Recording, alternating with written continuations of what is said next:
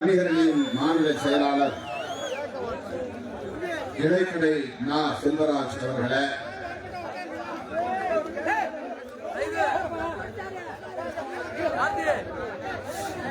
அனைவரையும் வரவேற்று சிறப்பித்திருக்கிற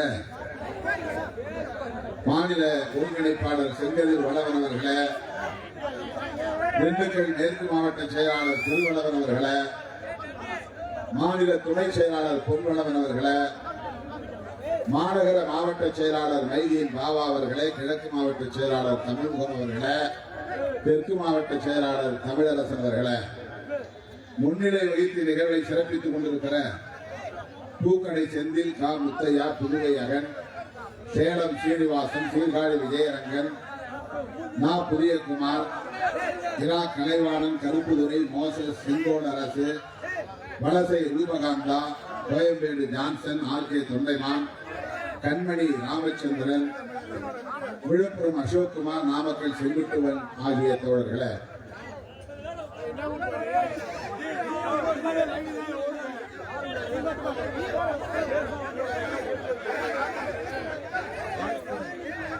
இந்நிகழ்வில் பங்கேற்று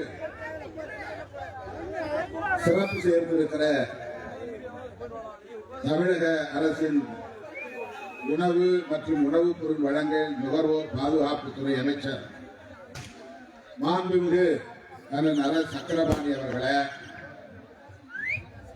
திராவிட முன்னேற்ற கழகத்தின் துணை பொதுச் செயலாளர் தமிழ்நாடு ஊரக வளர்ச்சித்துறை அமைச்சர் மாண்புமிகு அண்ணன் ஐ. பெரியசாமி அவர்களின் சார்பில் இங்கே வருகை தந்து நம்மிடையே சிறப்புரை வழங்கி அமர்ந்திருக்கிற பழனி சட்டமன்ற உறுப்பினர், திண்டுக்கல் கிழக்கு மாவட்ட திராவிட முன்னேற்ற கழகத்தின் செயலாளர் அன்பு சகோதரர் ஐ. பி. செந்தில்குமார் அவர்களே, இந்த நிகழ்வில் பங்கேற்று இதனை சிறப்பித்துக் கொண்டிருக்கிற மார்க்சிஸ்ட் கம்யூனிஸ்ட் கட்சியின் மாவட்ட செயலாளர் அருமை தோழர் ஆர். சச்சிதானந்தன் அவர்களே, நமது வேட்பாளரும் கூட ஜூன் 4ஆம் தேதி நாடாளுமன்ற உறுப்பினராக பதவியேற்க இருக்கிற ஆர். சச்சிதானந்தன் அவர்களே, இந்திய கம்யூனிஸ்ட் கட்சியின் மாவட்ட செயலாளர் தோழர் ஏ. பி. மணிகண்டன் அவர்களே, மறுமலர்ச்சி திராவிட முன்னேற்ற கழகத்தின் மாவட்ட செயலாளர் வா. செல்வராகவன் அவர்களே, மனிதநேய மக்கள் கட்சியின் மாவட்ட செயலாளர் பத்ருதீன் அவர்களே, மற்றும் இந்த நிகழ்வில் பங்கேற்று இதனை சிறப்பித்துக் கொண்டிருக்கிற கோயம்பேடு அனைத்து வியாபாரிகள் கூட்டமைப்பின் தலைவர் ஜி. டி. ராஜசேகர் அவர்களே, ஆண்டவர் மீது ஒட்டஞ்சத்திரம் உரிமையாளர் அயன் மை பஷீர் அகமது அவர்களே, ஒட்டஞ்சத்திரம் திராவிட முன்னேற்ற கழகத்தின் நகர கழக செயலாளரும் நகர்மன்ற துணைத் தலைவருமான வா. வெள்ளைச்சாமி அவர்களே, ஒட்டஞ்சத்திரம் நகர்மன்ற தலைவர் ஆதி திராவிட நலக்குழு மாவட்ட அமைப்பாளர் திருமலைசாமி அவர்களே, மகாத்மா காந்தி காய்கறி சந்தையின் பொறுப்பாளர் ஒட்டஞ்சத்திரம் பழனிசாமி அவர்களே, இந்த நிகழ்வில் பங்கேற்று இதனை சிறப்பித்துக் கொண்டிருக்கிற விடுதலை சிறுத்தைகள் கட்சியின் மாவட்ட செயலாளர்கள் முத்துப்பாண்டியன், சிந்தனை வளவன், கால்குப்பு, சுடமொழி, வழக்குரைஞர் ரவிக்குமார், ரஃபீக், ரா. மதன், ஓவிய மன்னன், சதீஷ்குமார், ஏவிஆர் மூர்த்தி, பழ சண்முகம், வழக்குரைஞர் புகழேந்தி, இளங்கோ, சக்திவேல், எஸ். எம். சாதிக், கமலநாதன், விசா தங்கவேல், ஈஸ்வரன், குமணன், கோவை குரு, வழக்குரைஞர் அசோக், ஸ்டீபன் சுந்தர் ஆகிய தோழர்களே, மற்றும் இந்த நிகழ்வில் பங்கேற்று இதனை சிறப்பித்துக் கொண்டிருக்கிற வணிகர்களின் மாநில துணை செயலாளர்களே, மாவட்ட அமைப்பாளர்களே, கட்சியின் மாவட்ட தொகுதி ஒன்றிய நகர அமைப்பாளர்களே, கட்சியின் முதன்மை செயலாளர் ஏ. சி. பாவரசு அவர்களே, தம்பி ஆற்றலரசு அவர்களே, தம்பி வே. கனியமுதன் அவர்களே, தம்பி மோ. எல்லாளன் அவர்களே, துணை பொதுச் செயலாளர் வில்லவன் சோதை அவர்களை, கூகா பாவலன் அவர்களை மற்றும் இளஞ்சேக்குவேரா அவர்களை இயக்கத்தின் முன்னணி பொறுப்பாளர்களை இந்த நிகழ்வில் பங்கேற்று இதனை சிறப்பித்துக் கொண்டிருக்கிற முன்னாள் இந்நாள் மாவட்ட பொறுப்பாளர்களை, ஒன்றிய நகர பேரூர் நிர்வாகிகளை, வணிகரணியை சார்ந்த அனைத்து பொறுப்பாளர்களை, திரளாக கூடியிருக்கிற என் உயிரின் உயிரான விடுதலை சிறுத்தைகள் உங்கள் அனைவருக்கும் என்னுடைய பணிவார்ந்த வணக்கத்தை தெரிவித்துக் கொள்கிறேன். வழக்கமாக இந்த மாநாடு சென்னையில் நடைபெறும். திருச்சி, அரியலூர் ஆகிய இடங்களில் கடந்த காலங்களில் நடந்திருக்கிறது. இந்த முறை தோழர்கள் ஒட்டஞ்சத்திரத்தில் தான் நடத்துவோம் என்று பிடிவாதமாக என்னிடத்தில் ஒப்புதலை பெற்றார்கள். ஒட்டஞ்சத்திரத்தில் பல்வேறு கோரிக்கைகள் உள்ளன. அந்த கோரிக்கைகளை எல்லாம் ஒரு மாநாட்டை கூட்டி தீர்மானம் நிறைவேற்ற வேண்டும் என்ற அடிப்படையில் இந்த பெருமுயற்சியை தோழர்கள் முன்னெடுத்திருக்கிறார்கள். இந்த மாநாடு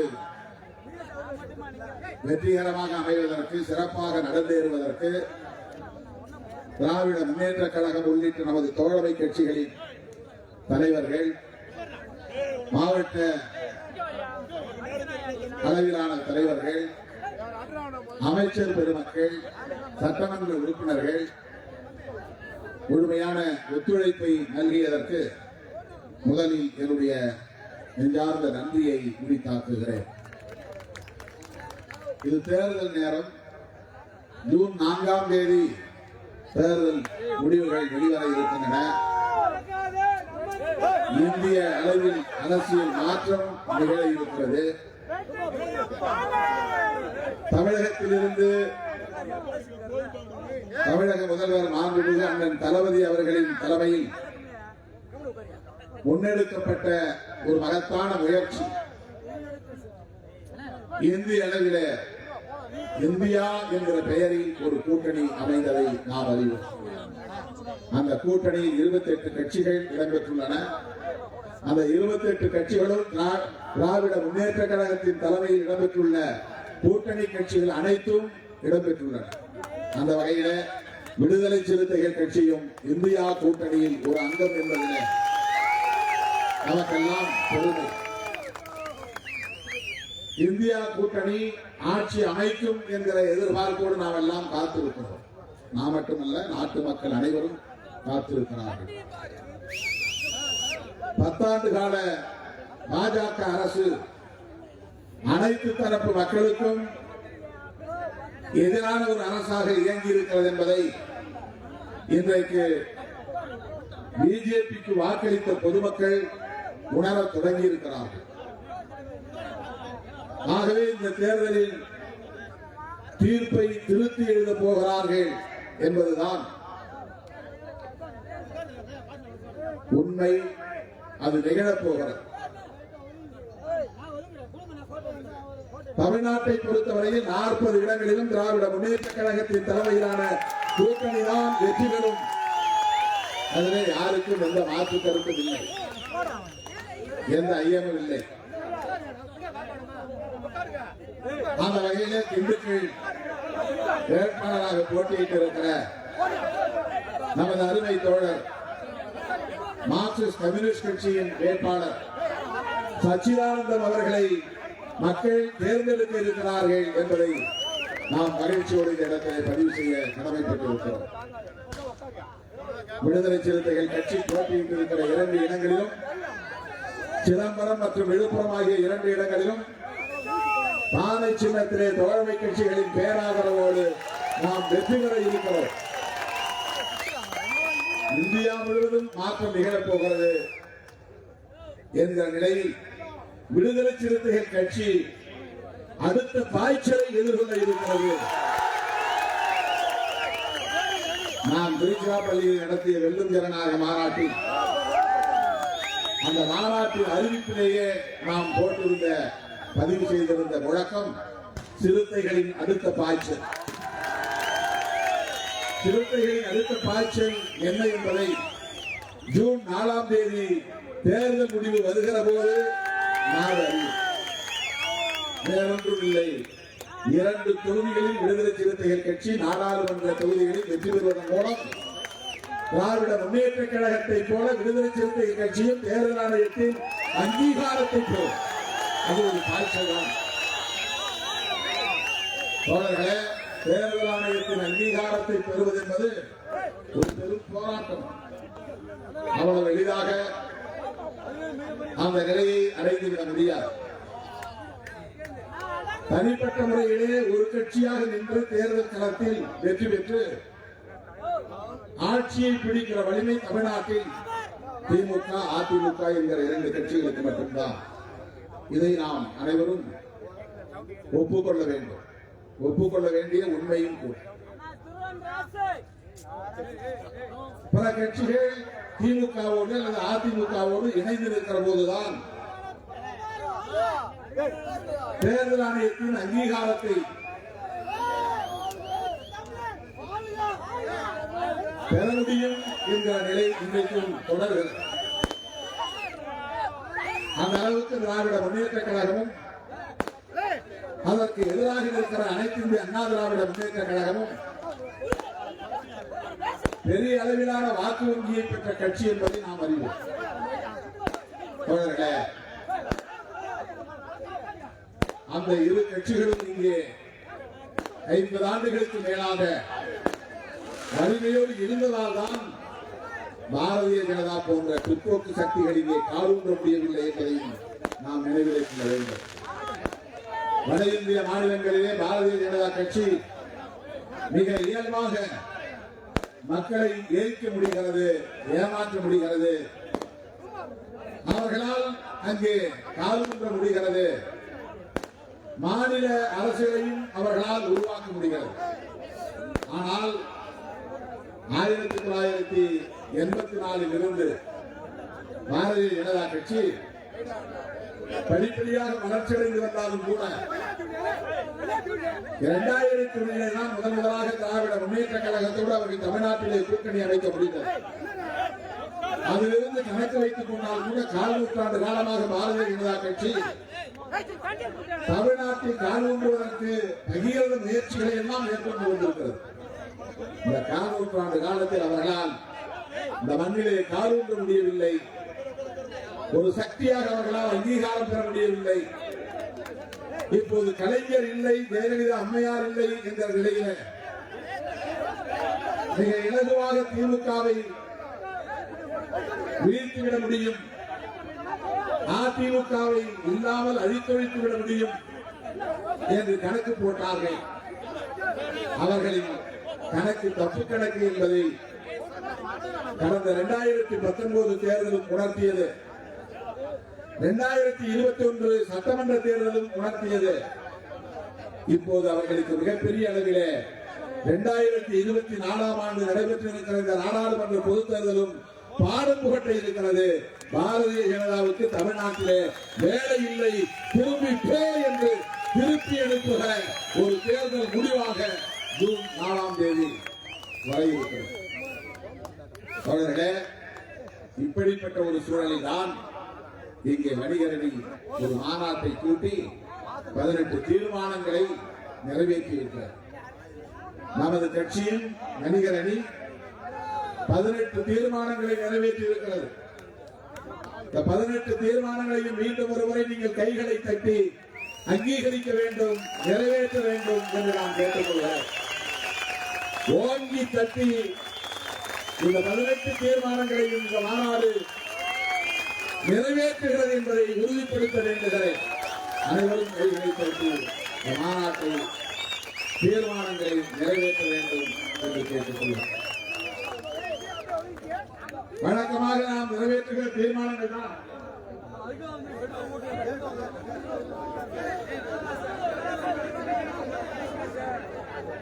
வழக்கமாக நாம் நிறைவேற்றுகிற தீர்மானங்கள் தான். ஆனாலும் இந்த பகுதி ஒட்டி பல தீர்மானங்களை நம்முடைய தோழர்கள் நிறைவேற்றியிருக்கிறார்கள். அதை நான் சுட்டிக்காட்டுவது என்னுடைய கடமை. ஒட்டஞ்சத்திரம், பழனி ஆகிய பகுதிகளில் இங்கே இந்த பகுதியில் வணிகர்களின் பொதுமக்களின் உணர்வுகளை வெளிப்படுத்தக்கூடிய வகையில தீர்மானம் எண் 7 சாலையோர வியாபாரிகளின் வாழ்வாதாரத்தை பாதுகாக்க வேண்டும். ஒரு நீதிமன்ற ஆணை என்ற பெயரில் பழனி அடிவாரத்தில் அமர்ந்து சிறு சிறு வியாபாரங்களை செய்து கொண்டிருந்த சிறு வணிகர்களை எல்லாம் அந்த தீர்ப்பை ஒட்டி அவர்களை அப்புறப்படுத்தி இருக்கிறார்கள். அதனால் அவர்கள் கடுமையான பாதிப்புக்கு உள்ளாகி இருக்கிறார்கள். அந்த வணிகர்களின் நலன்கள் பாதுகாக்கப்பட வேண்டும் என்பதற்காக நீதிமன்ற உத்தரவின் பேரில் துணைசார் அதிகாரிகள் எடுக்கும் நடவடிக்கைகளால் சாலையோர வியாபாரிகளின் வாழ்வாதாரமே பாதிக்கப்பட்டு கேள்விக்குறியாகியுள்ளது. மேலும் சாலையோர வியாபாரிகளுக்கு இந்து அறநிலையத்துறைக்கு சொந்தமான சுற்றுவட்ட பாதையில் வணிக வளாகம் கட்டி கொடுத்து சிறு வியாபாரிகளை பாதுகாக்க வேண்டும் என இம்மாநாடு கேட்டுக் கொள்கிறது. ஒட்டஞ்சத்திரத்திலே மாநாடு நடத்துவதற்கான காரணம் இதுதான். பழனி மலை தண்டாயுதபாணி திருக்கோவிலில் அடிவாரத்திலே தலைமுறையாக ஆண்டு கணக்கு பல ஆண்டுகளாக வியாபாரம் செய்து வந்த சிறு வியாபாரிகள் இன்றைக்கு பாதிக்கப்பட்டிருக்கிறார்கள். பக்தர்களின் நலன்களை கருத்தில் கொண்டு நீதிமன்றம் அந்த தீர்ப்பை வழங்கியது என்பது ஒரு புறம் சரி என்றாலும் கூட அதே பக்தர்களுக்கு பயன்படக்கூடிய வகையில் சிறு வணிகங்களை செய்து வந்த சிறு வணிகர்களின் நலன்களும் முக்கியமானது. அந்த கடைகளை அப்புறப்படுத்த வேண்டும் என்று சொன்ன நீதிமன்றம் அவர்களுக்கு ஒரு வளாகத்தை கட்டித்தர வேண்டும் அதே பகுதியில் என்று தீர்ப்பளித்திருந்தால் மகிழ்ச்சியாக இருந்தது. அந்த பொறுப்புணர்வு அவர்களுக்கு இல்லை என்பதை சுட்டிக்காட்டுகிற ஒரு தீர்மானமாக அவர்களுக்கு இல்லாவிட்டாலும் விடுதலை சிறுத்தைகளுக்கு உண்டு, விடுதலை சிறுத்தைகளின் வணிகர் அணைக்கு உண்டு என்பதை உணர்த்தக்கூடிய வகையில் இந்த தீர்மானம் அமைந்திருப்பதை நாம் சுட்டிக்காட்டுவது நம்முடைய கடமை. அதே போல ஒட்டஞ்சத்திரம் தீர்மானம் எண் 8 ஒட்டஞ்சத்திரம் சாலையோர பூ மற்றும் பழ வியாபாரிகளுக்கு கடை ஒதுக்க வேண்டும். மாண்புமிகு அமைச்சர் அண்ணன் சக்கரபாணி அவர்களுக்கு நாம் விடுக்கிற வேண்டுகோளாக, அண்ணன் ஐ பெரியசாமி அவர்களுக்கு விடுக்கிற வேண்டுகோளாக, சட்டமன்ற உறுப்பினர் மதிப்பிற்குரிய நம்முடைய அண்ணன் ஐ பி செந்தில்குமார் அவர்களுக்கு விடுக்கிற வேண்டுகோளாக இந்த தீர்மானம் அமைந்திருக்கிறது என்பதை இந்த நேரத்திலே நான் பதிவு செய்ய விரும்புகிறேன். அவர்கள் ஏராளமான நற்பணிகளை நலப்பணிகளை இன்றைக்கு இந்த ஆட்சி அதிகாரத்தை பயன்படுத்தி ஏழை எளிய மக்களுக்கு செய்து வருகிறார்கள். அந்த வரிசையிலே இந்த கோரிக்கை ஒரு தீர்மானமாக இங்கே நிறைவேற்றப்பட்டிருப்பதை ஏற்று அவர்களின் நலன்களுக்கு உரிய நடவடிக்கைகளை அமைச்சர் பெருமக்கள் மேற்கொள்வார்கள் என்கிற நம்பிக்கையோடு அனைவரும் மீண்டும் ஒருமுறை கைத்தட்டி இந்த தீர்மானத்தை நிறைவேற்றி தருமாறு வேண்டுகொள்கிறேன். தீர்மானம் எண் 9 இதே ஒட்டஞ்சத்திரம் பகுதியை சார்ந்த கோரிக்கை தான். திண்டுக்கல் மாவட்டம் நிலக்கோட்டை சட்டமன்ற தொகுதியில் மல்லிகை, ரோஜா, முல்லை, சாமந்தி மற்றும் பல வகையான பூ வகைகள் பெருமளவிலே உற்பத்தி செய்யப்படுகின்றன. பூ விவசாயம் செய்யும் விவசாயிகளின் நீண்ட நாள் கோரிக்கையான அப்பகுதியில் அரசு வாசனை பொருள் திரவிய தொழிற்சாலை ஒன்றை தமிழ்நாடு அரசு அமைக்க வேண்டும் என்பது இந்த கோரிக்கை.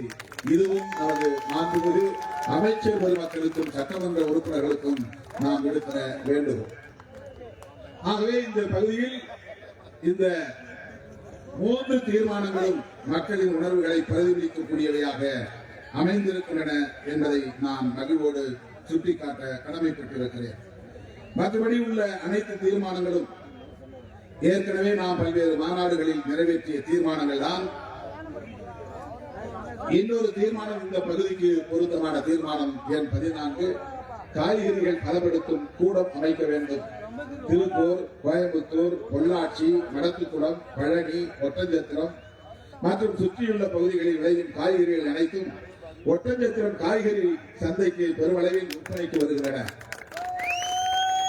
ஒட்டஞ்சத்திரத்தில் உள்ள காய்கறி சந்தை தமிழகத்தின் மிகப்பெரிய சந்தை என்பதாலும் அண்டை மாநிலங்களான கேரளா, கர்நாடகா, ஆந்திரா போன்ற மாநில வியாபாரிகளுக்கு ஒட்டஞ்சத்திரத்திலிருந்தே காய்கறிகள் அனுப்பி வைக்கப்படுவதாலும் சில நாட்களில் காய்கறிகளின் வரத்து அதிகமாக இருப்பதால் அவற்றை பாதுகாக்க ஒட்டஞ்சத்திரம் சந்தை பகுதியிலேயே காய்கறிகளை பதப்படுத்தும் கூடம் ஒன்றை அமைக்க வேண்டும் என்ற இந்த தீர்மானத்தை நீங்கள் மெதுவாக கைகளை தட்டி இதை நிறைவேற்றி தர வேண்டும்.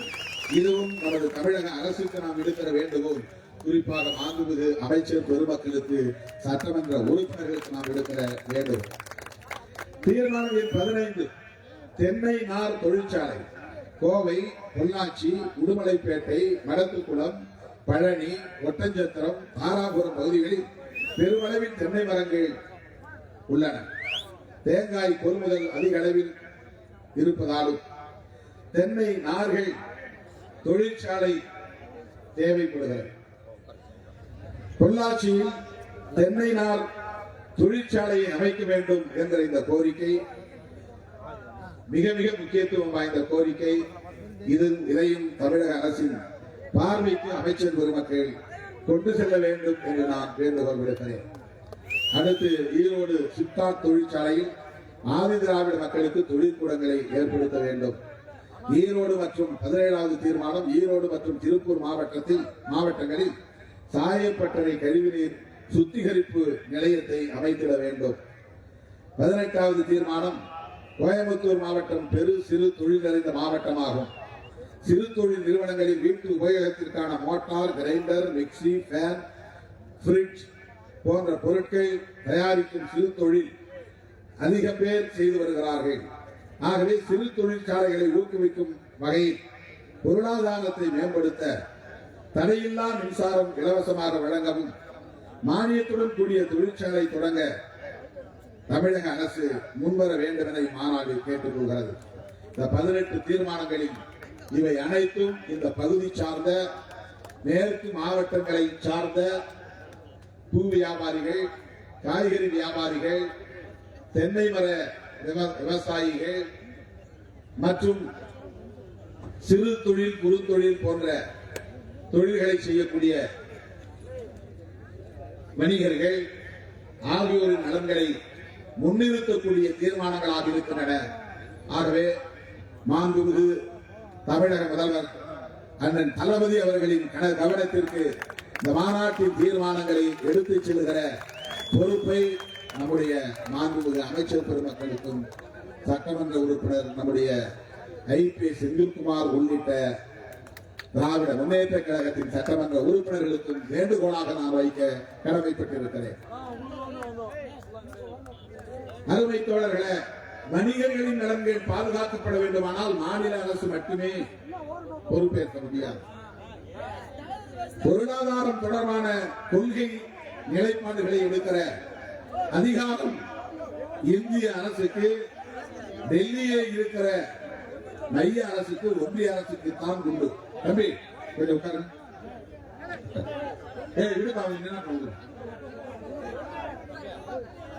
தோழர்களே, இந்திய ஒன்றிய அரசு இன்னும் ஒரு மாதத்தில் பாஜக அரசு வீழ்த்தப்படும், தூக்கி எறியப்படும். அதில் நான் நம்பிக்கையோடு இருக்கிறேன், உறுதியோடு இருக்கிறேன். பாரதிய ஜனதா கட்சியின் சார்பில் வேட்பாளர், பிரதமர் வேட்பாளர் யார் என்று சொல்லி இருக்கிறார்கள். அதுதான் நமக்கு மிகப்பெரிய பலமே. பிரதமர் வேட்பாளர் யார்? நரேந்திர மோடி. நரேந்திர மோடியே இந்தியா கூட்டணியின் வெற்றிக்கு காரணமாக அமையப் போகிறார். இந்தியா கூட்டணியின் வேட்பாளர் யார் என்று கேட்கிறார்கள். இந்தியா கூட்டணியின் வேட்பாளரை 28 கட்சிகளும் ஜூன் 4ஆம் தேதிக்கு பிறகு முடிவு செய்வார்கள். தனிநபரை முன்னிறுத்துவது அல்ல, இவர்தான் எங்கள் பிரதமர் என்று அடையாளம் காட்டுவது அல்ல அரசியல். நாங்கள் ஆட்சிக்கு வந்தால் இதைத்தான் செய்வோம் என்று சொல்லுகிறோமே, அந்த கொள்கை நிலைப்பாடுதான் இந்தியா கூட்டணியின் அரசியல். இந்தியா கூட்டணியின் பிரதமர் வேட்பாளர் யார் என்று கேட்டால் காங்கிரஸ் கட்சியின் தேர்தல் அறிக்கை தான் பிரதமர் வேட்பாளர். இந்தியா கூட்டணியின் பிரதமர் வேட்பாளர் யார் என்று கேட்டால் திராவிட முன்னேற்ற கழகத்தின் தேர்தல் அறிக்கை தான் பிரதமர் வேட்பாளர். இந்தியா கூட்டணியின் வேட்பாளர் பிரதமர் வேட்பாளர் யார் என்று கேட்டால் விடுதலை சிறுத்தைகள் கட்சியின் தேர்தல் அறிக்கை தான் பிரதமர் வேட்பாளர். இந்தியா கூட்டணியின் பிரதமர் வேட்பாளர் யார் என்று கேட்டால் இடதுசாரி கட்சிகளின் தேர்தல் அறிக்கை தான் பிரதமர் வேட்பாளர். தோழர்களே, நம்முடைய கட்சி, நம்முடைய கூட்டணி ஒரு கொள்கை அறிக்கையை பிரகடனப்படுத்துகிறது. வெறும் நலத்திட்டங்களை அறிவிக்கிற அறிவிப்புகள் அல்ல. இந்தியா கூட்டணி ஆட்சிக்கு வந்தால் பொருளாதார கொள்கையில் மாற்றம் இருக்கும். பாரதிய ஜனதா கட்சி 10 ஆண்டுகள் இந்த நாட்டை ஆண்டிருக்கிறது. அனைத்து தரப்பாரும் கடுமையாக பாதிக்கப்பட்டிருக்கிறார்கள். ஜிஎஸ்டி ஒன்றிய அரசுக்கு தர வேண்டும். நம்முடைய முதல் தீர்மானமே ஜிஎஸ்டி வரி விதிப்பு முறையை திரும்ப பெற வேண்டும் என்பதுதான். தேர்தல் அறிக்கையில் காங்கிரஸ் கட்சி இதை நாங்கள் மறுபரிசீலனைக்கு உட்படுத்துவோம், மீளாய்வுக்கு உட்படுத்துவோம், மாநில அரசுகளின் கருத்தை கேட்டறிந்த பின்னர் ஜிஎஸ்டி வரி விதிப்பு 2.0 என்கிற அடிப்படையில் நாங்கள் புதிய நடைமுறையை கொண்டு வருவோம். ஆக விடுதலை சிறுத்தைகளின் கருத்தும் காங்கிரஸ் கட்சியின் கருத்தும் திமுகவின் கருத்தும் இடதுசாரிகளின் கருத்தும் ஒரே கருத்து, ஒரே நேர்கோட்டில் இருக்கிற கருத்து. பாரதிய ஜனதா அரசை தூக்கி எறிந்தால் மட்டும்தான் இது போன்ற வரி மூலம் மக்களை சுரண்டுகிற நிலை மாற்றப்படும். இந்த வரி விதிப்பால் சிறு குறு தொழில்கள் கடுமையாக நலிவடைந்திருக்கின்றன. சிறு வணிகர்கள் நலிவடைந்திருக்கிறார்கள். பல பேர் அந்த தொழிலை விட்டு, வணிகத்தை விட்டு வெளியேறும் நிலை ஏற்பட்டிருக்கிறது. நரேந்திர மோடி பிரதமரானதால், நரேந்திர மோடி அரசால் என்ன நடந்திருக்கிறது? அதானி, அம்பானி இந்த பெயர்கள் இப்போது இந்தியா முழுவதும், உலகம் முழுவதும் எல்லோருக்கும் தெரிந்த பெயர்கள். நரேந்திர மோடியின் பெயரை விட அதிகம் மக்களால் உச்சரிக்கப்படுகிற பெயர் இன்றைக்கு அம்பானி பெயரும் அதானியின் பெயரும் தான். அவர்கள் யார்? 10 ஆண்டுகளுக்கு முன்பவர்கள் சாதாரணமான கான்ட்ராக்டர். அதானி என்பவர் ஒரு சாதாரண கான்ட்ராக்டர், ஒரு ஒப்பந்ததாரர். குஜராத் மாநிலத்தில் சின்ன சின்ன வேலைகளை எடுத்து நெடுஞ்சாலை போடுவது, கட்டிடங்கள் கட்டுவது, பாலம் கட்டுவது, இது போன்ற அரசு வேலைகளை, ஒப்பந்த வேலைகளை எடுத்து செய்யக்கூடிய ஒரு ஒப்பந்ததாரர், அவ்வளவுதான், கான்ட்ராக்டர். 10 ஆண்டுகளில் அவருடைய வளர்ச்சி யாராலும் மதிப்பீடு செய்ய முடியாத அளவுக்கு உலக பணக்காரர்கள் யார் யார் என்று வரிசைப்படுத்தினால் 1, 2, 3, 4 என்று எழுதுகிற இடத்திலே அதானியின் பெயர் இடம்பெற்றிருக்கிறது. உலகத்தில் யார் யார் பெரிய பெரிய பணக்காரர்கள் என்று வரிசைப்படுத்துகிறார்களோ அதில் 4வது இடத்திலே இருப்பவர் தான் அதானி. யார் அந்த அதானி? நரேந்திர மோடி நண்பர், நரேந்திர மோடியின் மாநிலத்தை சார்ந்தவர், நரேந்திர மோடியின் சமூகத்தை சார்ந்தவர், குஜராத்தி. அது மட்டும் இல்லாமல் நரேந்திர மோடி என்ன சமூகத்தை சார்ந்தவரோ அந்த சமூகத்தை சார்ந்தவர். சாதியை அடையாளப்படுத்துவதற்காக சொல்லவில்லை. அவர்கள் எப்படி பிணைப்பு, இணைப்பு என்பது, அவர்களுக்கிடையிலான இணைப்பும் பிணைப்பு எப்படி இருக்கிறது என்பதற்கு இதெல்லாம் காரணம். அதானியை இன்றைக்கு தன்னுடைய பினாமியாக வைத்து நரேந்திர மோடி லட்சக்கணக்கான கோடிகளுக்கு அதிபதியாக மாறியிருக்கிறார். அது அதானியின் சொத்து அல்ல, நரேந்திர மோடியின் சொத்து. அதானி 4வது பணக்காரர் உலகத்தில் என்று சொல்லுவதை விட உலக பணக்காரர்கள் வரிசையில் 4வது இடத்திலே இருப்பவர் அதானி என்கிற நரேந்திர மோடி என்று புரிந்து கொள்ள வேண்டும். இதுதான் யதார்த்தமான உண்மை. ஆகவே பொருளாதாரம் தொடர்பாக பாஜக அரசு கொண்டிருக்கிற கருத்து, கொள்கை, அவர்களின் நிலைப்பாடு கார்ப்பரேட் நிறுவனங்கள் வளர்வதற்குத்தான் பயன்படுகிறது தவிர உன்னை போல் என்னை போல் பழனிமலை அடிவாரத்திலே 100 ரூபாய் 200 ரூபாய்க்கு வியாபாரம் செய்து கொண்டிருக்கிற நமக்கு பாதுகாப்பு இல்லை. இன்றைக்கு காய்கறி வியாபாரம் செய்வது, கீரை வியாபாரம் செய்வது, அரிசி பருப்பு வியாபாரம் செய்வது, கடுகு மிளகு போன்ற வியாபாரம் செய்வது போன்ற சிறு சிறு தொழிலில் கூட, பெட்டி கடை போன்ற தொழிலில் கூட இன்றைக்கு பெரிய பெரிய ரிலையன்ஸ், அம்பானி போன்ற கார்ப்பரேட் முதலாளிகள் முதலீடு செய்கிறார்கள். அந்நிய நாடுகள் முதலீடு செய்கிறார்கள். இதுதான் பாஜக அரசின் தவறான பொருளாதார கொள்கை. உன்னையும் என்னையும் மேம்படுத்துவதற்கல்ல, வல்லரசாக்க போகிறோம் என்கிற பெயரால் கார்ப்பரேட் நிறுவனங்களை வளர்த்து விடுகிற வேலைதான். எல்லா அரசு நிறுவனங்களையும் தனியாருக்கு ஒப்படைக்கிறார்கள். விமான நிலையமா தனியாருக்கு, ரயில் நிலையமா தனியாருக்கு, துறைமுகமா தனியாருக்கு, இன்சூரன்ஸ் நிறுவனமா தனியாருக்கு, நிலக்கரி நிறுவனமா தனியாருக்கு, மின் உற்பத்தி நிலையமா தனியாருக்கு, எல்லாவற்றையும் தனியாருக்கு தாரை வார்க்கிற ஒரு அரசாகத்தான் மோடி அரசு இருக்கிறது. இந்திரா காந்தி அம்மையார் இருந்த காலத்தில் தனியார் நிறுவனங்களை எல்லாம் அரசு வயப்படுத்தினார். ஜவஹர்லால் நேரு அவர்களின் காலத்திலும் அவருடைய மகள் இந்திரா காந்தி அவர்கள் காலத்திலும் ஏராளமான பொதுத்துறைகள் உருவாகின. அரசாங்கத்தினுடைய நிதி முதலீடு செய்யப்பட்டு பொதுத்துறைகள் உருவாகின. பொதுத்துறைகளில் இடஒதுக்கீடு உண்டு, பொதுத்துறைகளில் வேலைவாய்ப்பு உண்டு. என்எல்சி நிறுவனம் என்பது பொதுத்துறை. நெய்வேலியில் இருக்கிறது நிலக்கரி, பழுப்பு நிலக்கரி நிறுவனம், அது ஒரு பொதுத்துறை. அது ஜவஹர்லால் நேரு அவர்களால் காமராஜர் காலத்தில் நிறுவப்பட்டது.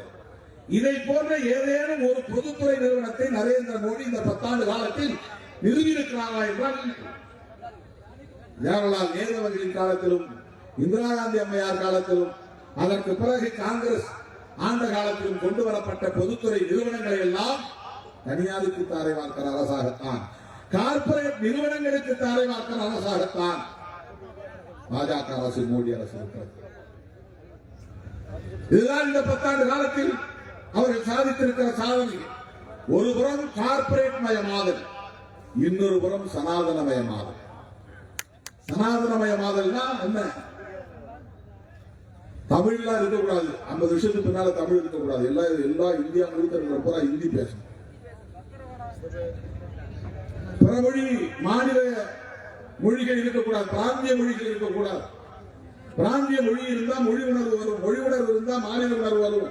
மாநில உணர்வு வந்தால் ஒன்றுபட்ட இந்தியா என்கிற நிலை இருக்காது. பிற்காலத்திலே மாநிலங்கள் எல்லாம் தனித்தனி நாடுகளாக உருவாகிற நிலை உருவாகிவிடும் என்று அவர்கள் அச்சப்படுகிறார்கள். அதனால் ஒரே தேசம், ஒரே மொழி, ஒரே நாடு, ஒரே மதம், ஒரே நாடு, ஒரே கலாச்சாரம், ஒரே நாடு, ஒரே மொழி. இதுதான் பாஜக அரசு, மோடி அரசின் நிலைப்பாடு. இதுதான் 25-30 ஆண்டுகளுக்கு பிறகு, 50 ஆண்டுகளுக்கு பிறகு, 100 ஆண்டுகளுக்கு பிறகு இந்தியா முழுவதும் தமிழர் என்கிற இந்தி பேசுகிறவர்கள் இருக்க வேண்டும், தெலுங்கர் என்கிற இந்தி வாழா இருக்க வேண்டும், மலையாளி என்கிற இந்தி வாழா இருக்க வேண்டும். ஆடு மாடு மேய்ப்பவனில் இருந்து கடைகணிகளில் வேலை செய்யக்கூடியவன், வீட்டு வேலை செய்யக்கூடியவன் வரையில் அனைவரும் இந்தி தெரிந்திருக்க வேண்டும், பேச வேண்டும். அப்பதான் அவருடைய ஆட்சி தொடர்ந்து தக்க வைக்க முடியும். சனாதனமயமாதலில் இது ஒரு முக்கியமான வேலை திட்டம். இதுதான் மோடி அரசின் சாதனை. சனாதனமயமாதலில் அவர்கள் இன்னொன்றை செய்து கொண்டிருக்கிறார்கள். எல்லாவற்றையும் தனியார் மயமாக்கினால் தனியார் துறைகளில் இடஒதுக்கீடு கிடையாது, அரசு துறைகளில் தான் இடஒதுக்கீடு, பொதுத்துறைகளில் தான் இடஒதுக்கீடு. ஆகவே இடஒதுக்கீட்டை மெல்ல மெல்ல இல்லாமல் ஆக்கிவிடவும். இடஒதுக்கீடு இருக்கிறதுனால தான் திருமாவளவன் படிச்சான், திருமாவளவன் படிக்கிறதுனால தான் மோடியை முகத்திலேயே கிழிக்கிறான். இவர்களெல்லாம் இடஒதுக்கீடு இல்லாம இருந்தா எவன் வீட்டையாவது அவன் அப்பா மாடு மேய்ச்சி வீட்டுல இவன் மாடு மேய்ச்சிருக்கான். ராமசாமி என்கிற தொல்காப்பியன் எங்கே மாடு மேய்த்தாலும் அந்த இடத்துல திருமாவளவன் கோவணம் கட்டிக் கொண்டு மாடு மேய்த்திருப்பான். இன்னைக்கு திருமாவளவன் இந்த அளவுக்கு வந்து நம்ம எல்லாம் விமர்சித்து பேசுகிறார் என்றால் அதற்கு காரணம் அவன் படித்த படிப்பு தான், அதற்கு காரணம் இடஒதுக்கீடு தான், அதற்கு காரணம் அரசமைப்பு சட்டம் தான், அதற்கு காரணம் அம்பேத்கர் தான். எனவே அம்பேத்கர் கொள்கை இந்த மண்ணில் இருக்கக்கூடாது. இதுதான் சனாதன சக்திகளின் கணக்கு.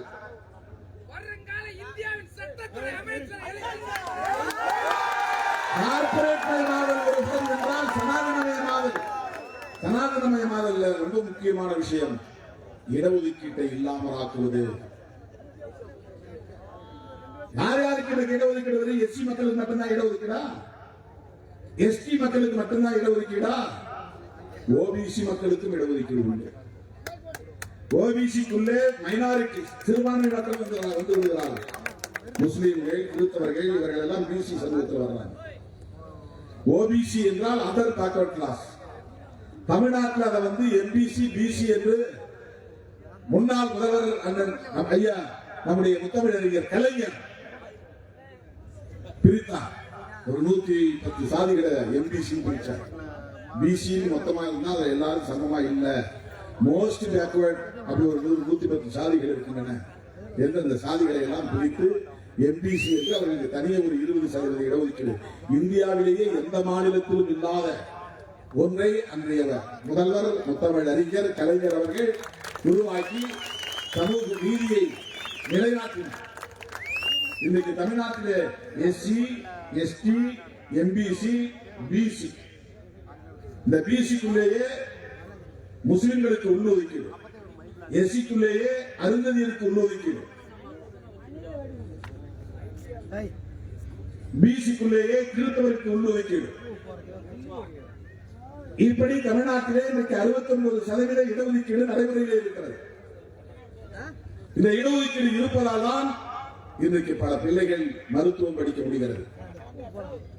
ஆயிரக்கணக்கான பிள்ளைகள் தமிழ்நாட்டிலே டாக்டராக முடிகிறது.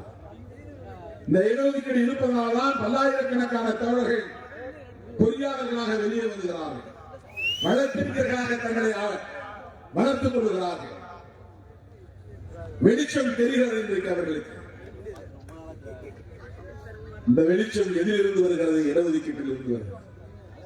இடஒதுக்கீட்டை எப்படி உறுதிப்படுத்தி இருக்கிறார் புரட்சியாளர் அம்பேத்கர் அவர்கள் என்றால் பொருளாதார அளவுகோல் அல்ல, ஏழைகளுக்கு இடஒதுக்கீடு தர வேண்டும் என்று அப்போதே பேசப்பட்டது. பணக்காரனுக்கு வேண்டாம், ஏழைக்கு. இந்திய சமூகம் வெறும் பொருளாதார முரண்களால் மட்டும் ஆனதல்ல, சமூக முரண்களால் ஆனவை. சாதியின் பெயரால் இங்கே காலம் காலமாக உரிமைகள் பதிக்கப்பட்டிருக்கின்றன, மறுக்கப்பட்டிருக்கின்றன. இந்த சாதியில் பிறந்தான் என்பதற்காகவே இவருக்கு கல்வி மறுக்கப்பட்டது, வேலைவாய்ப்பு மறுக்கப்பட்டது, அதிகாரம் மறுக்கப்பட்டது, நிலம் பறிக்கப்பட்டது, ஆயுதம் இல்லாதவர்களாக நிராயுதபாணிகளாக ஆக்கப்பட்டார்கள், நிலம் இல்லாதவர்களாக ஆக்கப்பட்டார்கள், கல்வி இல்லாதவர்களாக ஆக்கப்பட்டார்கள். ஒட்டுமொத்தத்தில் தலைமுறையாக பொருளாதாரம் இல்லாதவர்களாக ஆக்கப்பட்டார்கள். நிலம் இல்லாத இடத்திலே பொருளாதாரம் இருக்காது, கல்வி இல்லாத இடத்திலே பொருளாதாரம் வராது, அதிகாரம் இல்லாத இடத்திலே பொருளாதாரம் வராது. உன்னை நிரந்தரமாக பொருளாதாரம் இல்லாத கூலியாகவே வைத்திருக்க வேண்டும். அதற்கு கல்வியை தரக்கூடாது, அதிகாரத்தை தரக்கூடாது. இது தலைமுறையாக நீடித்தது. இது சாதியின் பெயரால் நிகழ்ந்தது. ஆகவேதான் புரட்சியாளர் அம்பேத்கர் அரசமைப்பு சட்டத்திலேயே சாதியின் பெயரால் உரிமை மறுக்கப்பட்டவர்களுக்கு மீண்டும் அந்த உரிமையை நிலைநாட்ட வேண்டும் என்று சோசியல் ஜஸ்டிஸ், சமூக நீதி என்கிற பெயரால் இடஒதுக்கீட்டை உறுதிப்படுத்தினார். அப்போது பிசிக்கு இடஒதுக்கீடு உறுதிப்படுத்தப்படவில்லை, ஓபிசி. ஆனால் அவர்களின் நலன்கள் விசாரிக்கப்பட வேண்டும், பரிசீலிக்கப்பட வேண்டும், ஆய்வுக்கு உட்படுத்தப்பட வேண்டும் என்று அப்போதே ஒரு கமிஷன் அமைக்க வேண்டும் என்ற கோரிக்கையை எழுப்பியவர் புரட்சியாளர் அம்பேத்கர் அவர்கள். அவர் அமைச்சர் பதவியை ராஜினாமா செய்துவிட்டு வெளியே வந்த போது அவர் சொன்ன பல காரணங்களும் மூன்று முக்கிய காரணம். ஒன்று, நான் இந்து சட்ட மசோதாவை கொண்டு வந்தேன், அறிமுகப்படுத்த சொன்னேன், அறிமுகப்படுத்தவில்லை. பண்டிட் ஜவஹர்லால் நேரு அவர்கள் மீது அவர் சொன்ன குற்றச்சாட்டு, காங்கிரஸ் அரசு மீது அவர் சொன்ன குற்றச்சாட்டு, கோட் ஆஃப் இந்து பில், ஆண்களும் பெண்களும் இந்து மதத்தில் சமம், ஆண்களுக்கு சொத்துரிமை உண்டு என்றால் பெண்ணாக பிறந்திருக்கிற இந்துக்களுக்கு, அது பார்ப்பன பெண்ணாக இருந்தாலும் சக்கிலியர் பெண்ணாக இருந்தாலும் மேலிருந்து கீழ் வரையில் பெண்கள் சமம், ஆண்களுக்கு நிகரானவர்கள். ஒரு குடும்பத்தில் ஆணும் பெண்ணும் பிறந்தால் ஆணுக்கு சொத்திலே பங்கு உரிமை உண்டு என்றால் பெண்களுக்கும் சொத்திலே உரிமை உண்டு என்பதை நிலைநாட்டக்கூடிய ஒரு சட்ட மசோதா தான் தி கோட் ஆஃப் இந்து பில். அதை இன்ட்ரோடியூஸ் பண்ணவே முடியும், சட்ட மசோதாவை அறிமுகப்படுத்த முடியவில்லை. ஜவஹர்லால் நேரு எதிர்க்கவில்லை, அவரோடு நெருக்கமாக இருந்தவர்கள் அதை நிறைவேற்றி விடாமல் தடுத்தார்கள், அறிமுகப்படுத்த விடாமலேயே தடுத்தார்கள். இது நடந்த வரலாறு. அதனால் நான் ராஜினாமா செய்கிறேன். இது ஒரு காரணம். இரண்டாவது காரணம், ஓபிசி மக்களுக்கான பிரச்சனைகளை ஆய்வதற்கும் அவர்களின் நலன்கள் குறித்து சில முடிவுகளை எடுப்பதற்கும் ஒரு கமிஷன் அமைக்கப்பட வேண்டும் என்று நீண்ட காலமாக நான் வலியுறுத்தி வருகிறேன். அது நிகழவில்லை. ஓபிசி சமூகத்தினருக்கு, எஸ்சி எஸ்டிக்கு இடஒதுக்கீடு உறுதிப்படுத்தப்பட்டு விட்டது. ஓபிசி சமூகத்தினருக்கான இடஒதுக்கீடு பற்றிய நிலைப்பாட்டை எடுப்பதற்கு அவர்களின் வாழ் நிலை என்ன என்பதை இந்தியா முழுவதும் ஆய்வு செய்ய வேண்டும். இந்த கோரிக்கை நிறைவேற்றப்படவில்லை. அதனால் ராஜினாமா செய்கிறேன். மூன்றாவதாக அவர் சொன்ன காரணம், நான் ஒரு பொருளாதார நிபுணர், பொருளாதார அறிஞர், பொருளாதாரத்தில் பல பட்டங்களை நான் பெற்றவர். நான் எழுதிய ஆய்வு கட்டுரைகள் இன்றைக்கு பல பொருளியல் அறிஞர்களால் வேத நூலாக ஏற்கப்படக்கூடிய அளவுக்கு புகழ் பெற்றவை. அப்படி பொருளாதாரத்திலே நிபுணத்துவம் பெற்ற என்னை திட்டக்குழுவிலே சேர்ப்பதற்கு இந்த அரசு தயாராக இல்லை. பிளானிங் கமிஷன் யார் யாரையோ உறுப்பினராக போடுகிறார்கள், ஆனால் என்னை அதில் உறுப்பினராக சேர்ப்பவர்கள் தயங்குகிறார்கள். இந்த காரணங்களால் நான் ராஜினாமா செய்கிறேன் என்று தன் அமைச்சர் பதவியை ராஜினாமா செய்தவர் புரட்சியாளர் அம்பேத்கர் அவர்கள். இதை எதற்காக இந்த இடத்திலே நான் சொல்லுகிறேன் என்று சொன்னால், இது முக்கியமானது. ஓபிசி மக்களுக்கு அம்பேத்கர் எதிரி அல்ல. அதை இன்னும் யாராலும் புரிந்து கொள்ள முடியவில்லை. ஓபிசி தலைவர்கள் யாரும் இதை சொல்லுவதில்லை. அவர்கள் சாதியை மட்டும்தான் சொல்லுகிறார்கள். ஜெய் ஸ்ரீராம், மேல் சாதி, நான் சத்திரிய சாதி, இதைத்தான் சொல்லித் தருகிறார்களே தவிர அரசியல் சொல்லித் தருவதில்லை. புரட்சியாளர் அம்பேத்கர் அவர்கள் ஓபிசி மக்களுக்காக ஒரு கமிஷன் அமைக்க வேண்டும் என்று அப்போதே ஜவஹர்லால் நேரு அவர்களிடத்திலேயே முறையிட்டும் அது நடைபெறாத நிலையிலே, நிறைவேறாத நிலையிலே, அதற்காகவும் நான் என் வருத்தத்தை வெளிப்படுத்தி ராஜினாமா செய்கிறேன் என்று பதவியை ராஜினாமா செய்துவிட்டு வந்தவர்தான் புரட்சியாளர் அம்பேத்கர். அந்த பிரச்சனைக்கு பிறகுதான் காக்கா கலேல்கர் என்கிற பெயரில் இருந்தவர், அவருடைய பெயரில் ஒரு கமிஷன் அமைக்கப்பட்டது. அவர் ஒரு அறிக்கை தந்தார், ஆனால் அது நடைமுறைக்கு வரவில்லை. அதன் பிறகு மீண்டும் குரல் எழுந்தது.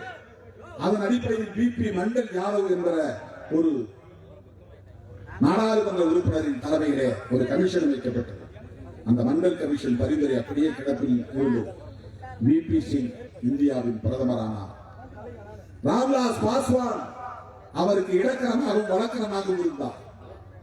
அவர்கள் இருவரும் தான் ஓபிசி மக்களுக்கான இடஒதுக்கீட்டை நடைமுறைப்படுத்திய தீர்வோம் என்று மண்டல் பரிந்துரையை நடைமுறைப்படுத்தினார்கள். இன்றைக்கு கல்வி, வேலை வாய்ப்பில் பிற்படுத்தப்பட்டவர்களும் மிகவும் பிற்படுத்தப்பட்டவர்களும் இடம்பெற முடிகிறது என்றால் அதற்கு விபி மண்டல் பரிந்துரை தான் காரணம், அதற்கு விபி சிங் தான் காரணம், அதற்கு ராம்விலாஸ் பாஸ்வான் என்கிற ஒரு தலித் தலைவர் தான் காரணம். நாங்க சத்திரிய சாதின்னு சொல்லுகிற பசங்களுக்கு தெரியாது இந்த வரலாறு. இப்படிப்பட்ட கும்பலை தான் மோடி, அமித்ஷா போன்றவர்கள் ஏமாற்றி ஏய்த்து வைத்திருக்கிறார்கள். ஜெய் ஸ்ரீராம் சொல்லு, அது போதும். நீ பட்டினி கிடந்தாலும் எனக்கு பிரச்சனை இல்லை, நீ படிக்காத இருந்தாலும் எனக்கு பிரச்சனை இல்லை, விலைவாசி இருந்தாலும் எனக்கு பிரச்சனை இல்லை, நீ நானும் இந்து, ஜெய் ஸ்ரீராம். இதுதான் 10 ஆண்டு கால சாதனை, மோடியின் சாதனை, இந்த மக்களை ஏய்க்கிற சாதனை, ஏமாற்றுகிற சாதனை, அவர்களை மூடர்களாகவே வைத்திருக்கிற சாதனை, முட்டாள்களாகவே வைத்திருக்கிற சாதனை, வெறும் மதவெறி, சாதி வெறி மட்டும் ஊட்டி சத்திரியன் சத்திரியன் என்று சொல்லு, ஆண்ட பரம்பரை என்று சொல்லு. பொருளாதாரத்தை படிக்காதே, புவியியலை படிக்காதே, அறிவியலை படிக்காதே, தத்துவத்தை படிக்காதே, அரசியலை படிக்காதே. ஜெய் ஸ்ரீராம். இதுதான் மோடி அமித்ஷாவின் சாதனை. தோழர்களே, சனாதனமயமாதலில் இந்த ஓபிசிக்கு இடஒதுக்கீடு கிடைத்தவுடன் இந்தியாவிலேயே பெரிய எதிர்ப்பு செய்த ஒரே கட்சி பாஜக. அப்ப அத்வானி தான் பிஜேபி தலைவர். இன்னைக்கு நட்டான்னு ஒரு ஆள் இருக்கிறார், பேரு பாருங்க, நட்டா.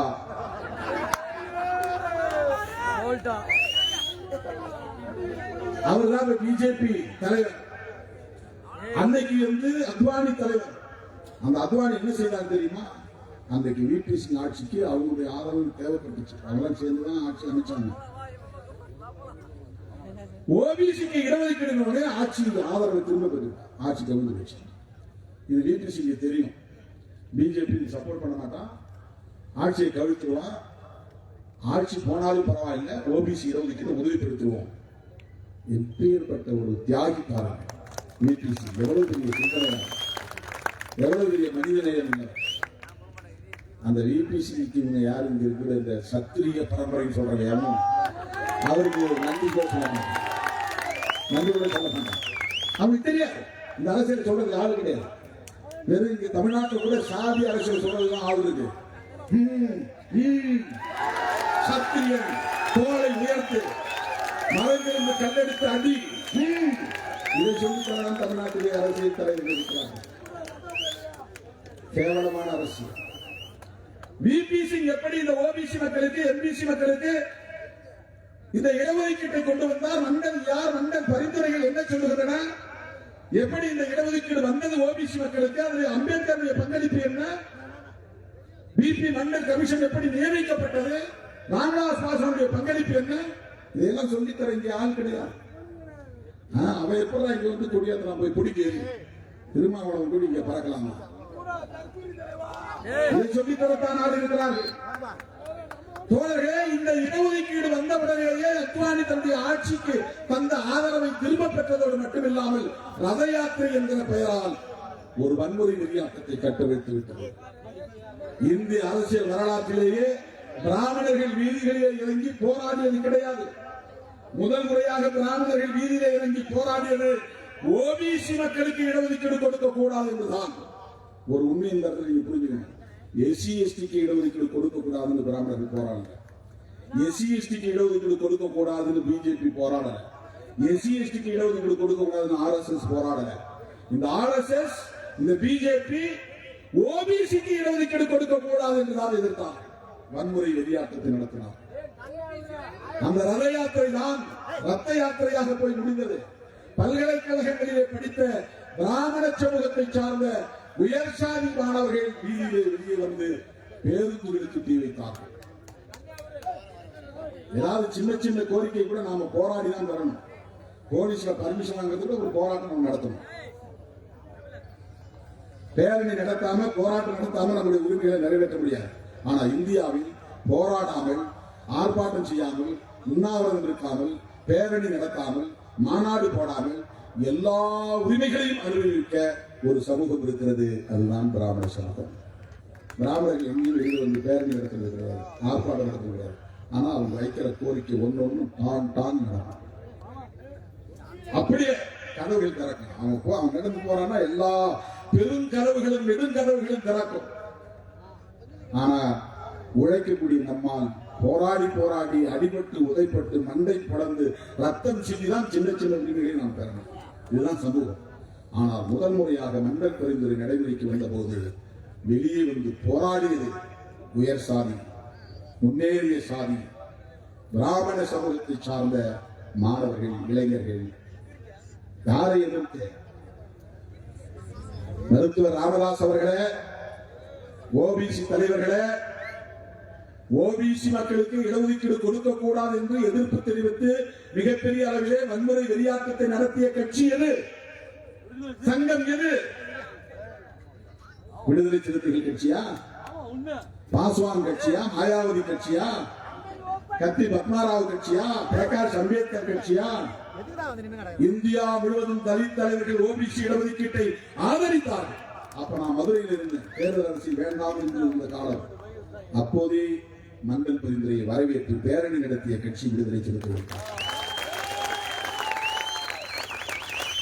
அந்த இடஒதுக்கீடு ஓபிசி மக்களுக்கு கொடுப்பதை பொறுத்துக் கொள்ள முடியாத அந்த கும்பல் தான் இந்த இடஒதுக்கீட்டை முற்றாக தூக்கி எறிந்துவிட வேண்டும், அழித்தொழித்துவிட வேண்டும் என்று துடித்துக் கொண்டிருக்கிறார். இது ஏன் மற்றவர்களுக்கு தெரியும்? இதையெல்லாம் உணர்ந்த காரணத்தினால் தான் தோழர்களே, தந்தை பெரியாருக்கு பிறகு பேரறிஞர் அண்ணா, பேரறிஞர் அண்ணாவுக்கு பிறகு முத்தமிழறிஞர் கலைஞர், முத்தமிழறிஞர் கலைஞருக்கு பிறகு இன்றைக்கு தளபதி மு.க. ஸ்டாலின். பிஜேபிக்கு தமிழ்நாட்டில் இடமில்லை என்று சொல்லக்கூடிய ஒரு அரசியலை, சமூக நீதியை பாதுகாக்கக்கூடிய ஒரு அரசியலை இன்றைக்கு உயர்த்தி பிடிக்கிறார். ஏன் திருமாவளவன் தளபதி ஸ்டாலின் அவர்களோடு இருக்கிறார் என்றால் இதுதான் காரணம். சமூக நீதியை பாதுகாப்பதற்கு திராவிட முன்னேற்ற கழகம் உறுதியாக இருக்கிறது. அந்த நிலைப்பாட்டில் உறுதியாக இருக்கிறது. கலைஞர் 8 அடி பாய்ந்தால் தளபதி ஸ்டாலின் 16 அடி பாய்கிறார். அதனால்தான் நம்ம ஊரு காரைக்குடி ராஜா யார்? எச்சி ராஜா. ஸ்டாலின் மோர் டேஞ்சரஸ் தென் கலைஞர். கலைஞரை விட ஸ்டாலின் ரொம்ப ஆபத்தான ஆள்.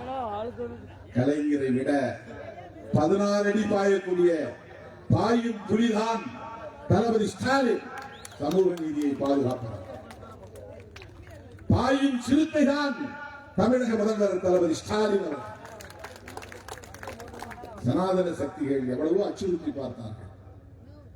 ஒரு சின்ன டிஃபரன்ஸ், அவர் அப்படி மாற்றி முடிவெடுத்திருந்தார்னா, ஏன் எங்களை போய் நம்ம ஆன்டகனைஸ் பண்ணி எதிர்த்துக்கணும், பிஜேபியோட அப்படியே அட்ஜஸ்ட் பண்ணி போகலாம் அப்படின்னு சில தலைவர்கள் போயிருக்காங்களா அந்த கூட்டணியில. அவங்க எல்லாம் யாரும் விரும்பி போகல, அட்ஜஸ்ட் பண்ணிக்கலாம்னு போயிருக்காங்க. அட்ஜஸ்ட் பண்ணிக்கலாம்னு போயிருக்காங்க. பாஜக கூட்டணி இருக்கிறவங்க, பாஜக கூட்டணி நல்ல கூட்டணி, மோடி நல்லவர் அப்படின்னு நினைச்சு யாரும் போகல. வேற வழி இல்ல, அட்ஜஸ்ட் பண்ணிக்கலாம். அப்பதான் இடி ரைடு வராது, சிபிஐ வழக்கு போடாது, அப்படி இல்லாம ஃப்ரீயா இருக்கலாம், அதுக்காக போனாங்க.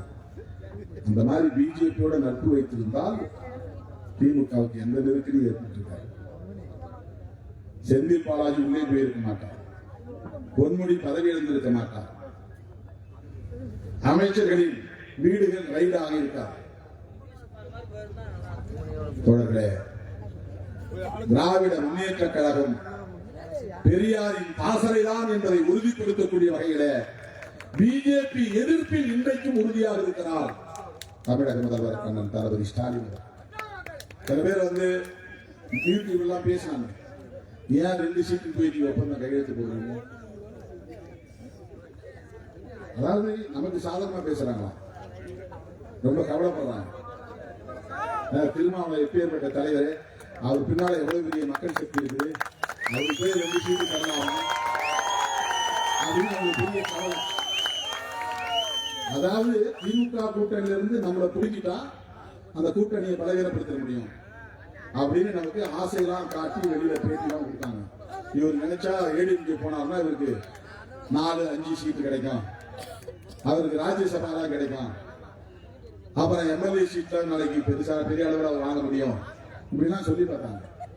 நான் சொன்னேன், 2 இருந்தாலும் திமுக கூட்டணி தான், 3 இருந்தாலும் திமுக கூட்டணி தான், 2 இல்ல இந்த தேர்தல் அப்படின்னு சொன்னாலும் திமுக கூட்டணி தான். திமுக கூட்டணி முடிவெடுப்பதற்கு காரணம் பிஜேபியை தமிழ்நாட்டில் இருந்து விரட்ட வேண்டும், அகில இந்திய அளவிலிருந்து ஆட்சியிடத்திலிருந்து விரட்ட வேண்டும். ஏன் அது என்ன? விடுதலை சிறுத்தைகளுக்கு லாபம். விடுதலை சிறுத்தைகள் கட்சி என்கிற தனிப்பட்ட ஒரு கட்சிக்கு லாபமா நஷ்டமா என்பதல்ல கணக்கு. இந்த நாட்டுக்கு பாதுகாப்பு தேவை, சமூக நீதிக்கு பாதுகாப்பு தேவை. 10 ஆண்டுகள் இந்த நாட்டை ஆண்ட பிஜேபி தொடர்ந்து ஆளக்கூடாது. இதை 10 ஆண்டுகளாக பேசி வருகிறவன் திருமாவளவன்.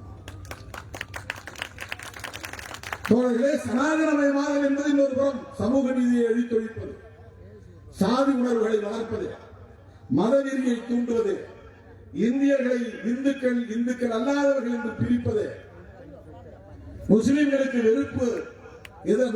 எதிராக வெறுப்பை விதைப்பது, கிறிஸ்தவர்களுக்கு எதிராக வெறுப்பை விதைப்பது,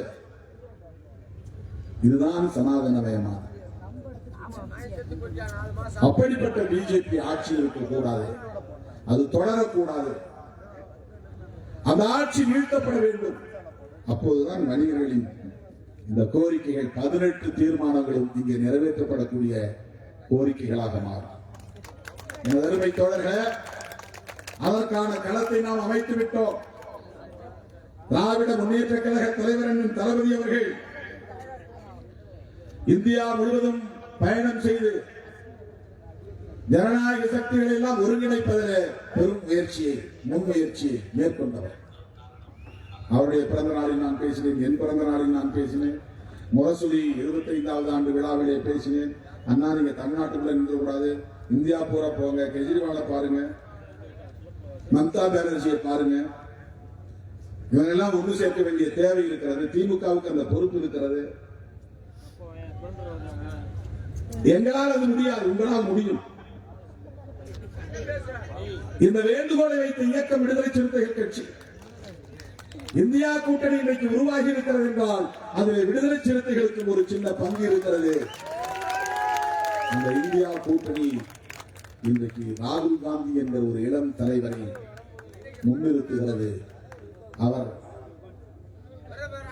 இந்திய அரசியல் வரலாற்றில் இல்லாத அளவுக்கு தெற்கிருந்து வடக்கே பல 1000 கிலோமீட்டர் நடந்தே போனார். கிழக்கிருந்து மேற்கே பல 1000 கிலோமீட்டர் நடந்தே போனார். நடந்தார் என்பதை விட இந்திய மண்ணை அளந்தார் என்றுதான் சொல்ல வேண்டும். கோடிக்கணக்கான மக்களை சந்தித்தார். மக்கள் சீனம் அமைத்த மாவோவுக்கு பிறகு அரசியல் வரலாற்றில் ஒரு மாபெரும் நெடும்பயணத்தை நடத்தியவர் ராகுல் காந்தி. அதை நாம் மறுத்துவிட முடியாது. அவரும் சரி, அவருடைய தந்தை ராஜீவ் காந்தியும் சரி, அவருடைய அம்மா இந்திரா காந்தி அம்மையாரும் சரி, இந்திரா காந்தி அம்மையாருடைய தந்தை ஜவஹர்லால் நேரு அவர்களும் சரி, பல முரண்பாடுகள் நமக்கு இருந்தாலும் ஒரு புள்ளியில் நம்மோடு உடன்படுகிற தலைவர்கள். என்ன ஒரு புள்ளி என்றால் மதசார்பின்மையை பாதுகாப்பது. மனிதர்கள் எந்த மதத்தையும் சார்ந்திருக்கலாம், அரசு ஒரு மதம் சார்ந்ததாக இருக்கக்கூடாது.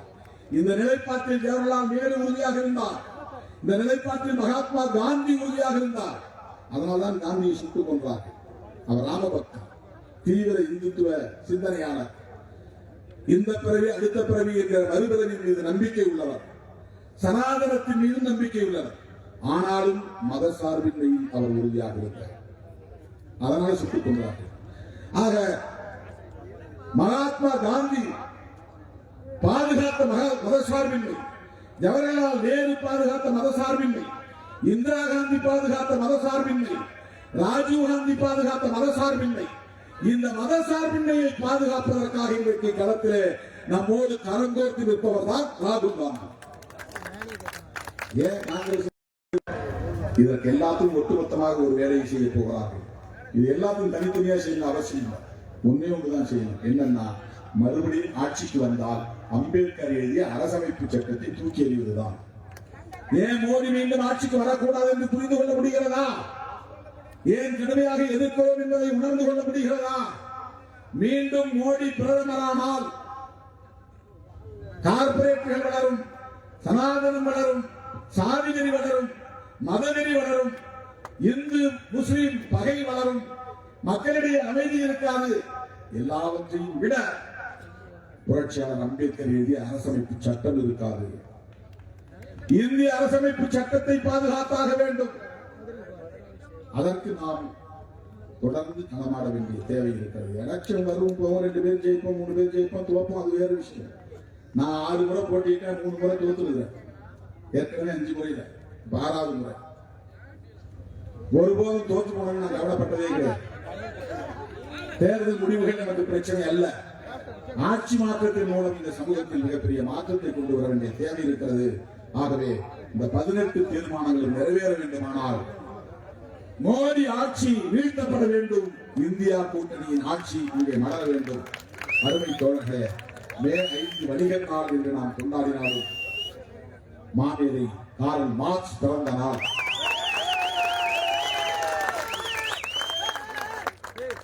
புரட்சியாளர் அம்பேத்கருக்கே, தந்தை பெரியாருக்கே இந்த அரசியலில் முன்னோடியாக இருந்தவர். அம்பேத்கருக்கே முன்னோடி, தந்தை பெரியாருக்கே முன்னோடி. தமிழ் மண்ணில் தோன்றிய பண்டித அயோத்திதாசர் நினைவு அந்த மாமனிதர்களுக்கு விடுதலை சிறுத்தைகளின் சார்பில் வணிகர்களின் சார்பில் எமது செம்மாந்த வீர வணக்கத்தை செலுத்தி நம்முடைய இயக்க தளபதி உலகு பிச்சைப்பட்டி வணங்காமுடி சந்திரன் நினைவு நாள் அந்த மாவீரனுக்கு இந்த நேரத்தில் லட்சக்கணக்கான விடுதலை சிறுத்தைகளின் சார்பில் வீர வணக்கம் செலுத்தி சேலத்திலே விடுதலை சிறுத்தைகள் கட்சியின் சார்பில் 8ஆம் தேதி மாரியம்மன் கோயில் வழிபாட்டு உரிமைக்கான ஆர்ப்பாட்டம் நடைபெறுகிறது. அந்த ஆர்ப்பாட்டத்தில் பங்கேற்க வேண்டும் என்று அழைப்பு விடுத்து நம்முடைய மாநாட்டில் பங்கேற்று சிறப்பித்த மாண்புமிகு அமைச்சர் அரசு சக்கரபாணி அவர்களுக்கும் சட்டமன்ற உறுப்பினர் ஐ.பி. செந்தில்குமார் அவர்களுக்கும் நமது தோழமை கட்சிகளின் தலைவர்களுக்கும் என்னுடைய நெஞ்சார்ந்த நன்றியை தெரிவித்து விடைபெறுகிறேன். நன்றி, வணக்கம்.